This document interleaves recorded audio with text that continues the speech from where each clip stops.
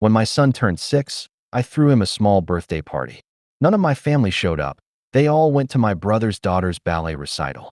Mom texted, "Sorry, we only have time for the kids who'll go somewhere in life." They even posted on Facebook, "So proud of our granddaughter's talent," under photos of my crying son trying to blow out candles alone. I kept every receipt, every text, every ignored invite for years. Last month, at a family reunion, I played a slideshow of all the real grandchildren they abandoned. My brother stormed out. My parents begged me not to post it online. Too late. When my son turned 6, I threw him a small birthday party. Nothing fancy, just some balloons from Party City, a cake with blue frosting he picked out himself, and a few friends from school. He was so excited, he woke me up at 5 a.m. asking if it was time yet. He kept checking the clock every 5 minutes, running to the door whenever a car slowed down outside. I had sent out invites to my whole family, my parents, my brother, his wife, their kids. I even texted reminders. But not a single one of them showed. At first, I thought maybe they were running late. My mom is notorious for being fashionably late and acting like everyone else should adjust. But after an hour, I checked my phone and saw a text from her. "Sorry, we only have time for the kids who'll go somewhere in life." My stomach dropped. I had to reread it 3 times. They weren't coming. Not because of traffic or illness, not because they forgot, but because they decided my 6-year-old wasn't worth their time.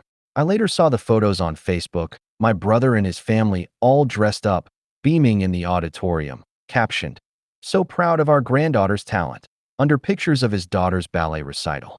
My parents had written paragraphs about how special she was, how she had the grace and discipline of a future star. Meanwhile, my son sat in our kitchen, staring at the cake we couldn't even cut yet because he insisted we wait. He tried so hard not to cry, but eventually the tears came when he realized nobody else was walking through that door.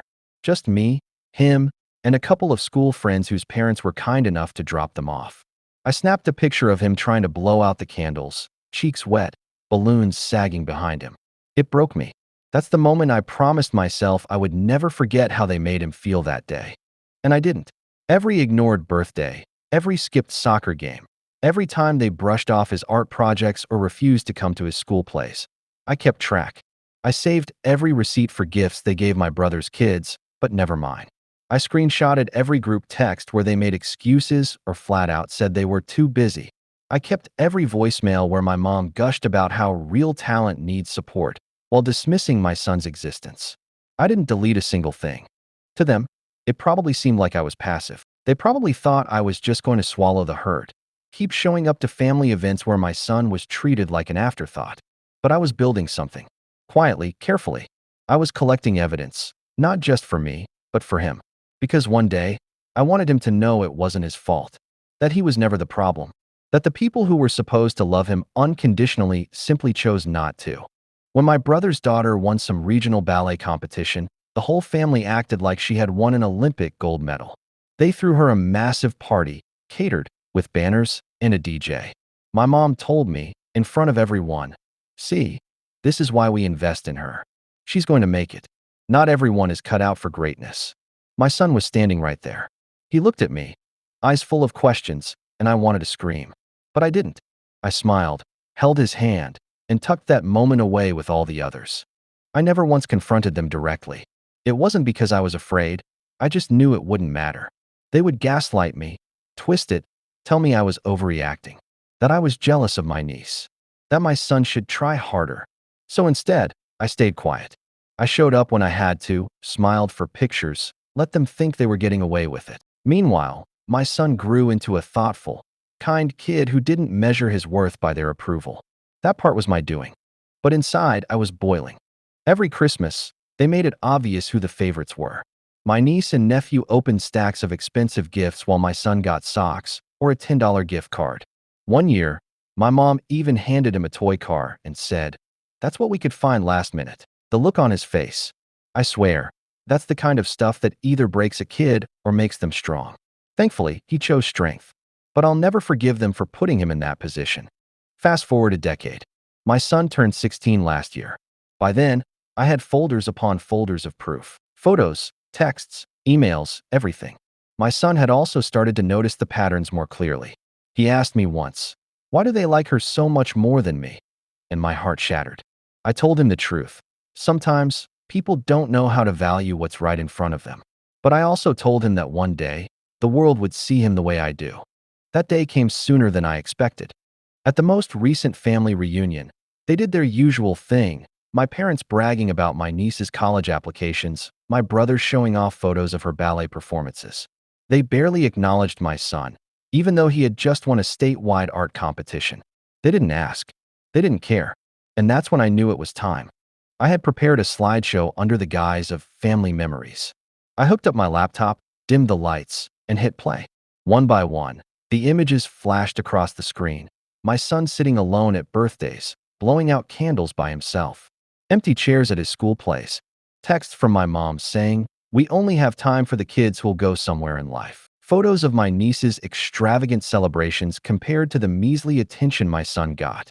Every receipt, every message, every little piece of their favoritism laid bare for everyone to see. The room went silent. My son sat taller, eyes locked on the screen. My brother's face turned red, my mom covered her mouth, and my dad shifted uncomfortably in his chair. It was undeniable.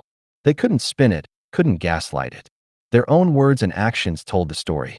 My brother stormed out halfway through, muttering curses under his breath. My parents begged me afterward not to share it outside the family. But it was too late. The truth was already out, and I wasn't about to protect them anymore. After the slideshow ended, I didn't say a word. I just closed my laptop, looked around the room, and waited. The silence was heavy, so heavy you could practically hear people's thoughts crashing into each other. My son looked at me with this mix of relief and pride. For the first time, he wasn't the one carrying the weight of their neglect. I had taken it and shoved it in their faces. My mom was the first to break the silence. She cleared her throat, her voice shaky. That was completely unnecessary. I raised an eyebrow. Unnecessary? You mean showing the truth? She glanced at my dad like she expected him to step in. He didn't. He just sat there, gripping his beer like it was the only thing keeping him grounded. My brother, though, was fuming. He stood up, pacing. "You're sick, you know that? Dragging the whole family into your pity party. You've always been jealous of my daughter. Always." I laughed, actually laughed. Jealous? Of what? The way she's been treated like the second coming of Christ while my son's been ignored for over a decade? No, I'm not jealous. I'm disgusted. My niece, bless her, actually looked uncomfortable. She muttered, "Dad, stop," but he ignored her. He kept going, accusing me of trying to humiliate them, of being bitter because my life hadn't measured up. That's when my son spoke up. His voice wasn't loud, but it cut through everything. "All I wanted was for you guys to come to one game. One. And you never did. You didn't even try." The room froze. My mom's face crumpled a little, like she wasn't expecting him to actually say anything. My dad opened his mouth, then shut it again. For once, he didn't have a smart remark.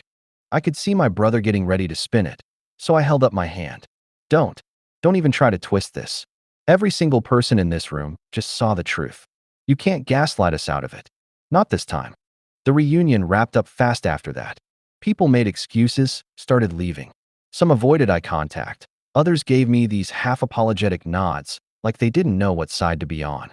My parents disappeared into the kitchen, whispering to each other. My brother left without saying goodbye, dragging his family with him. The ride home was quiet, but in a good way. My son stared out the window, and finally, he said, "Thanks, Mom, for standing up for me." I nearly cried right there in the car. Always, kiddo. Always. What I didn't expect was what happened afterward. Word spread. Fast. Cousins who hadn't been at the reunion started texting me, asking if what they'd heard was true. Old family friends reached out, saying they'd always suspected my parents played favorites but hadn't realized it was that bad. My mom called me in a rage a few days later. "How could you air our dirty laundry like that?" I didn't hold back. It's not dirty laundry if it's the truth. Maybe if you hadn't treated your grandson like he was disposable, there wouldn't be anything to air. She hung up on me. For a while, they went silent. No calls, no texts, which, honestly, was fine with me. My son and I were doing better than ever. He finally felt seen, even if it wasn't by them. I focused on supporting his art, showing up to everything, making sure he never doubted his worth again. Then came the twist I didn't see coming. A few months later, my brother's wife messaged me out of nowhere. It was a long paragraph about how she'd been uncomfortable with the favoritism for years, but never spoke up because she didn't want to cause drama. She admitted that my niece had started questioning it too, asking why grandma and grandpa never cheered for her cousin. I didn't know what to say. Part of me wanted to tell her off for staying quiet while my son suffered. Another part of me realized maybe, just maybe, the cracks were finally showing in their perfect facade. The real kicker came at Christmas. Normally, my parents hosted this huge event, all about gifts and grand gestures. But this time, barely anyone showed up. Cousins made excuses. Uncles and aunts had other plans. The slideshow had done its job. It made people look at them differently. They tried to guilt me into coming. My mom left a voicemail. It would mean so much if you'd bring my son over for Christmas. Family is family, after all. I saved the voicemail, just like all the others. Instead, my son and I stayed home. We cooked dinner together, watched movies, laughed until midnight. For once, Christmas wasn't about proving ourselves or enduring backhanded comments. It was just good, simple, ours. But they weren't done. Oh no. In January, my dad called. His voice was rough, almost defeated. Listen, he said, I know we messed up, but your mom's not doing well. She cries every day. Your brother won't talk to us. Maybe we can start over. I didn't answer right away, because what do you even say to that? After years of neglect, years of belittling my son, suddenly they wanted a reset button? Finally, I said, if you want to start over, then you start with him. Not me. Show him you care. Show him you're willing to show up. Otherwise, don't bother calling. He didn't like that answer. But for once, I didn't care. That's where we are now. My parents are scrambling to patch up the image they so carefully crafted, but it's not working. My brother refuses to admit any fault, and my niece seems caught in the middle. My son, he's thriving. His art got picked up for a statewide exhibit, and he's talking about applying to colleges with strong art programs. And me? I'm finally at peace with the fact that sometimes, family isn't blood. Family is the people who show up. The ones who clap the loudest when you win and hold you the tightest when you don't. My parents had the chance to be that. They chose not to. And now, they're living with the fallout. If you had told me years ago that my parents would one day try to win back my son after everything they'd done, I would have laughed in your face. But after the fallout from the reunion and the Christmas no-show, it became painfully clear they weren't trying to change out of love. They were trying to save face. It started with little gestures. My mom mailed a card to my son, covered in glittery letters that read, "We're so proud of you," inside. She stuffed a $20 bill in it, like money could erase a decade of neglect. My son held it up, confused. "Do I say thank you?" he asked. I told him the truth. You don't owe them anything. Not a word. A week later, my dad showed up at one of his basketball games. He sat in the bleachers, looking awkward, clapping at the wrong times. I could feel the parents around me whispering. Everyone in town knew what had gone down, and his sudden reappearance wasn't fooling anyone. After the game, my dad tried to approach him. My son stepped behind me, his voice flat. "Why now?" My dad didn't have an answer. He muttered something about wanting to do better, but it sounded like a rehearsed line, not something from the heart. My son shrugged and walked off to the locker room. That was it. No hug, no reconciliation. Just a wall my dad had built brick by brick over the years, and now he wanted to scale it with a ladder of cheap apologies. But the real drama unfolded with my niece. She'd been distant ever since the slideshow incident. One day, she messaged my son on Instagram. She wrote, "I'm sorry they treated you like that. I never realized how unfair it was until I saw it." My son showed me the message, unsure how to respond. I told him, if it feels right, answer her. But only if you want to. Don't feel pressured. He did reply. Slowly, they started talking. She admitted that being put on a pedestal wasn't as golden as it looked. She was suffocating under expectations to be perfect. Every time she stumbled, her dad lost it. Her childhood might have been filled with applause, but it was also filled with crushing pressure. It hit me then. She was another casualty of my parents' favoritism. She got attention, yes, but it was conditional. My son got ignored. She got used. Neither of them truly had grandparents in the way kids should. Meanwhile, my brother wasn't letting it go. He sent me this long ranting text accusing me of turning the kids against each other. He said I was bitter and manipulative and that I'd ruined the family dynamic. I didn't reply. Sometimes silence is the loudest answer. But he wasn't done. At Easter, my parents invited us to dinner, like nothing had happened. I ignored the invite. My brother, apparently, didn't. He went and spent the whole time bragging about how real families stick together and how his daughter was bound for great things, while mine was just drawing in his room. Word of that got back to me through a cousin who had been there. I wasn't surprised, but I was furious. I wanted to protect my son from that poison, so I decided to flip the script. When my son's art was featured in that statewide exhibit, I invited the whole extended family. I didn't even mention it to my parents. And you know what? Almost everyone showed up.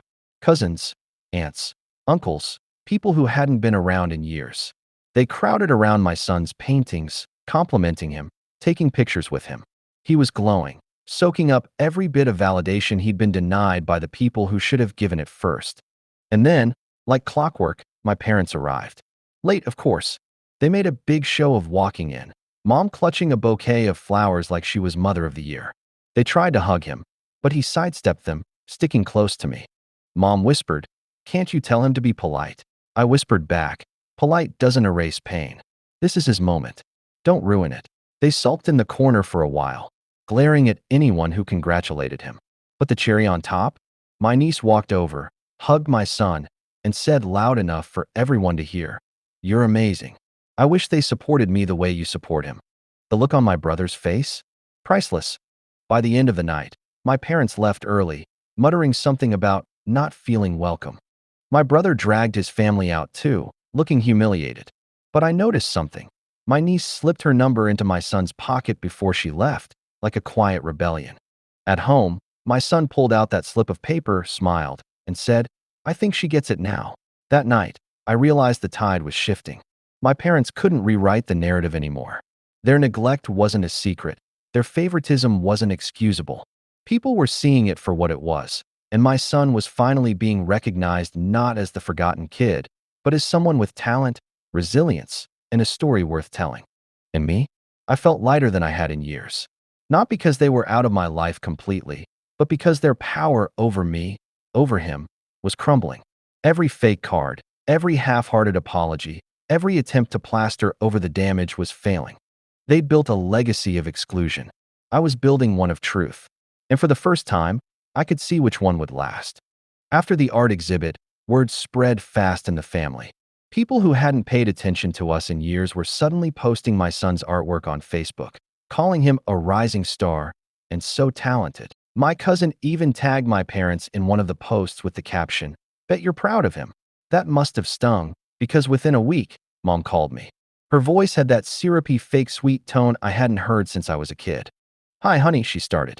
"We've been thinking a lot about how we want to rebuild things. You know, as a family. Maybe start fresh."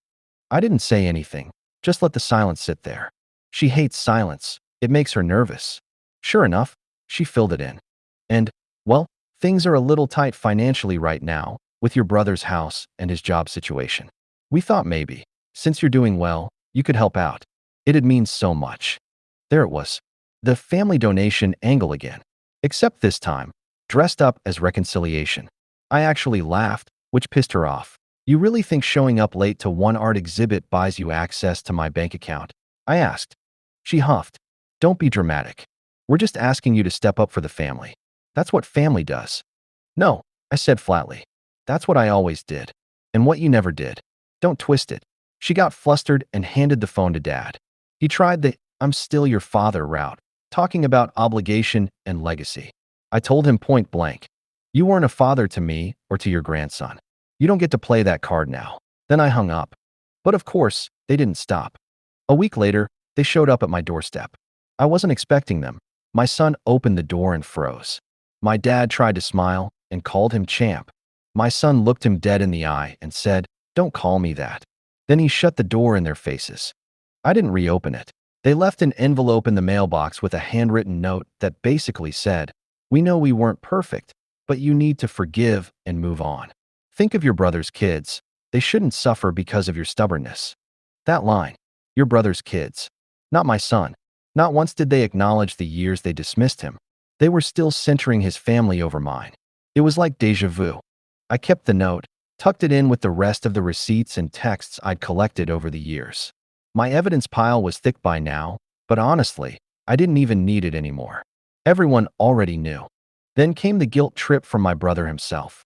He sent me a voice message, because of course he's too much of a coward to say this to my face, ranting about how I was selfish and using my kid as a pawn. He said I was turning the family against him and making things harder for his daughter, who just wanted to focus on her ballet. I almost threw my phone across the room. Pawn. My son wasn't a pawn. He was a kid who got ignored while they fawned over pirouettes and dog birthday parties. The audacity it took for him to act like I was the manipulative one made my blood boil. My son overheard the message. He walked over, calm as anything, and said, "Can we just not talk to them anymore?" And in that moment, I realized something. I didn't need revenge. I didn't need to teach them a lesson. I just needed to listen to my son and put his peace above everything. That was something they never did for me, and I refused to repeat the cycle. So I stopped responding. No calls, no texts, no showing up at my door. Radio silence. But silence doesn't go unnoticed. At the next family gathering, a cousin's graduation, they tried to play the victim. My mom cornered one of my aunts, loudly saying, "We don't understand why she's shutting us out. We're trying so hard." My aunt, bless her, didn't let it slide. She told them, "You ignored that boy for years. You made your bed, now lie in it." Apparently, my mom cried. My dad stormed out. My brother sulked. And my aunt texted me afterward, saying, "Don't worry, people see through them now. They're losing control." It felt like vindication. For once, the narrative wasn't theirs to twist. Meanwhile, my son kept thriving. He got invited to a summer program for young artists. He made friends who actually respected him. He even started mentoring a younger kid in the neighborhood, helping him get into drawing. Watching him bloom without their shadow over him was like watching a flower finally get sunlight after being trapped in the dark. And me? I felt freer, lighter. Every time I ignored their calls, every time I didn't take the bait, it was like cutting another string they'd tied to me. But here's the kicker. A few months later, I heard through the grapevine that their precious house, the one they'd nearly bankrupted themselves helping my brother pay for, was at risk of foreclosure. Apparently, all those ballet recitals and dog showers didn't pay the bills. And guess who they came crawling to? That's when I knew the final act was coming. When the foreclosure news reached me, I almost didn't believe it at first. My parents, who had spent years treating me like an afterthought, who poured every dollar and ounce of energy into my brother's perfect little family, were finally running out of rope. The house they bragged about, the one they bought so their real family could thrive, was slipping through their fingers. The first call came from Mom. I let it go to voicemail, but I listened. Her voice was frantic, nothing like the condescending tone I grew up with. "We're in trouble. The bank's threatening to take the house. We just need a little help. You know, just until things get back on track. You have the money, don't you? Please, think of your niece and nephew. Don't let them end up on the street." Not once did she say, "Think of your son." Not once. I didn't call back. A week later, Dad tried. His voicemail was angrier, more desperate. "We're your parents. You owe us. Don't forget everything we did for you. We raised you, gave you a home, food on the table. You wouldn't even be where you are if not for us. Now it's your turn to step up." I almost laughed at that. A home? Yeah, a home where my son blew out candles alone while they posted about my niece's recital. Food on the table? Sure, as long as I didn't mind sitting at the corner while they hyped up my brother's dog's birthday. They wanted credit for the bare minimum while they gave my brother and his family the world. But now that their golden boy couldn't pay his mortgage, suddenly I was the safety net. The texts started rolling in next. My brother sent a wall of guilt-tripping messages. "You're letting our parents suffer. You're selfish. You're poisoning everyone against us. How can you live with yourself? My kids didn't do anything to you." That last line almost broke me. Because he wasn't wrong. His kids didn't deserve to suffer for their parents' choices. But I also knew bailing them out wasn't about the kids.